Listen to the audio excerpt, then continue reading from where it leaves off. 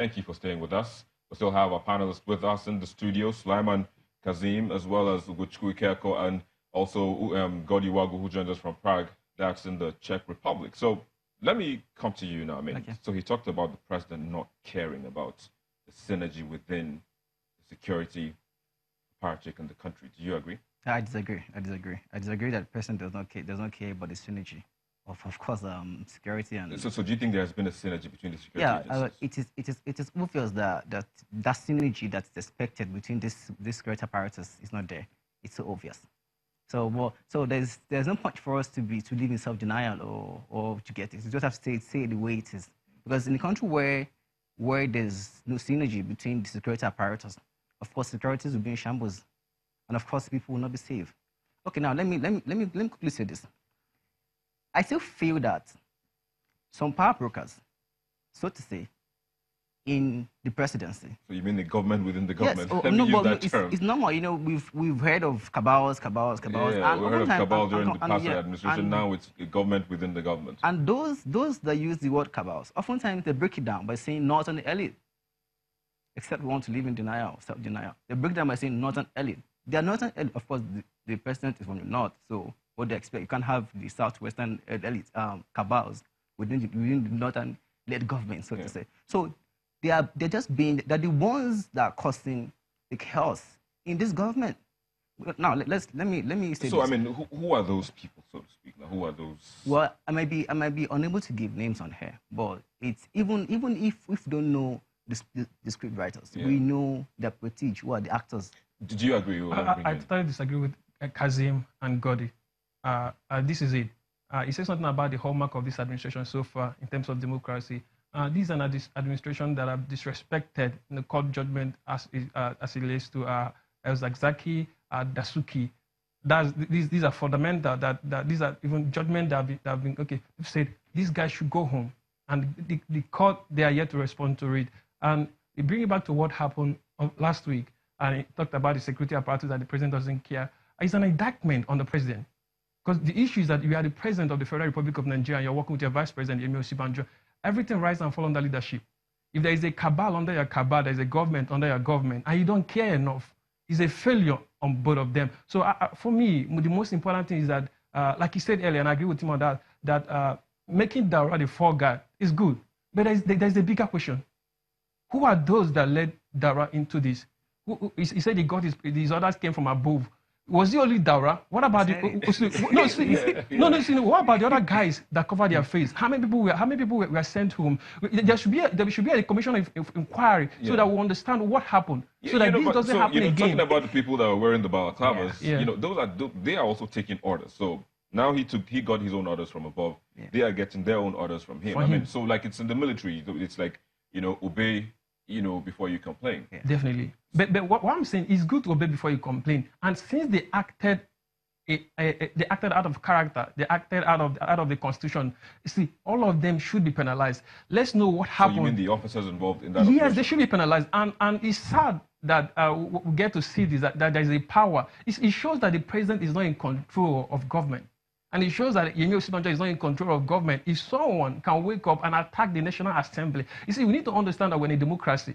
The National Assembly, that's the legislative part of the government, is an institution of its own. Same as the judiciary, same as the executive, that's the president. The same way that they had the DSS, they went in at night and attacked the judiciary and arrested some of them. It is wrong. It's fundamentally wrong. And he said that our democracy is not evolving. I disagree. Reason being the fact that I'm from a state in the southeast where my state governor in the past was impeached in Asaba.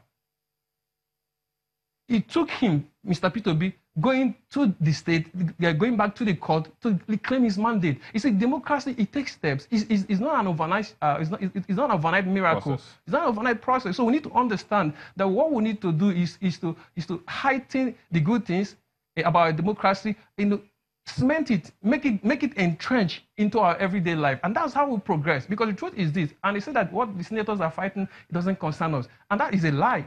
Let me just quickly bring in Godi. Just before we wrap up, Godi, I mean, again, I'll bring up this question: in whose interest, is all of this drama, quagmire, I mean, so to speak, now happening? Interest, the interest it is just remember the image that was shown of the lawmakers after the jamboree. They were sitting in the National Assembly drinking alcohol, whiskey. These are the people who are fighting for the interest of the people. This is democracy. I don't know which country it is in the world that you will see that happening, but this is one. Now, the other point is this, that there are a lot of things that were said. You know, it's good to just sometimes we remember, not everything that the president and the person in charge is always aware of are the people who do the things around him.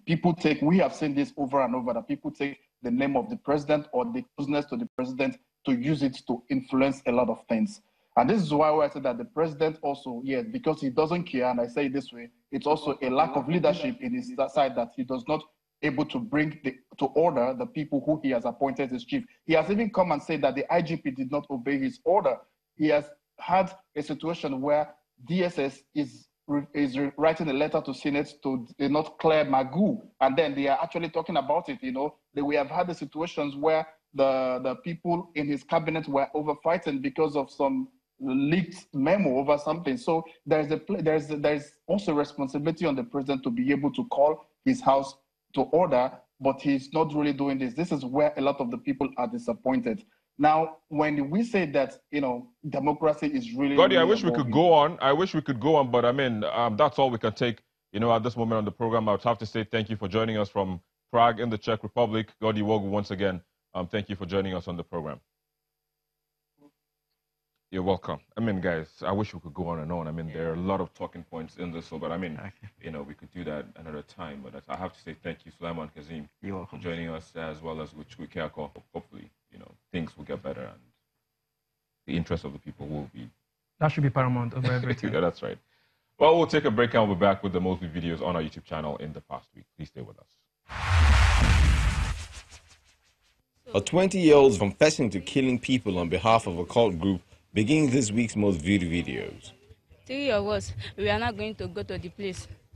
After we reach there, we are not going to enter the person's house and go and kill the person. After that, when we now come back to Brother Sadiq, the gun that we use, we are not going to return him to Brother Sadiq.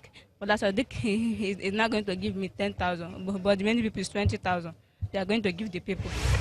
It is followed in fourth place by the video of a former confidant, now turned political foe of President Muhammadu Buhari, Buba Galadima, blasting the ruling All Progressives Congress as well as the government. But when they conducted the congresses and the primaries, we found out that they are irredeemable bad people. This is why every bad man, every criminal, every corrupt person is now migrating from other parties, including the PDP, to the APC.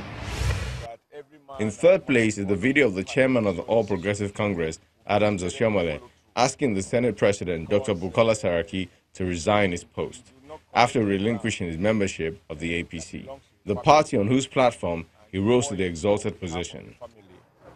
If, for your personal reasons, which he has enumerated, and we don't need to debate them, you have chosen to go to another family, it is just a matter of honor that you leave the crown in the house that the crown belongs to.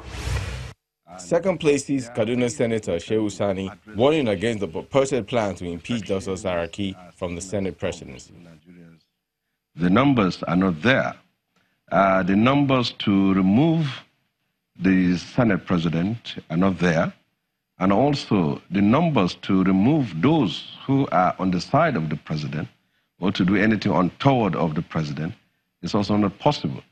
But it's possible to have a coalition that may not lead to the removal of the Senate president, but may lead to the closure of the National Assembly. And I don't think that is the best thing we should do.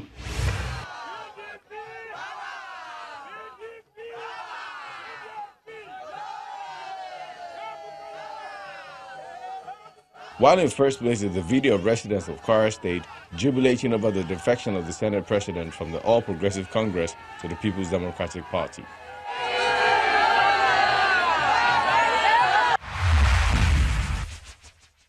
Well, there you go. That's the most viewed videos on our YouTube channel in the past week. And that's where we'll wrap it up on the program this week as well. Let's keep the conversation going via the social media addresses showing on your screen. Thank you for watching. I'm Victor Matthias.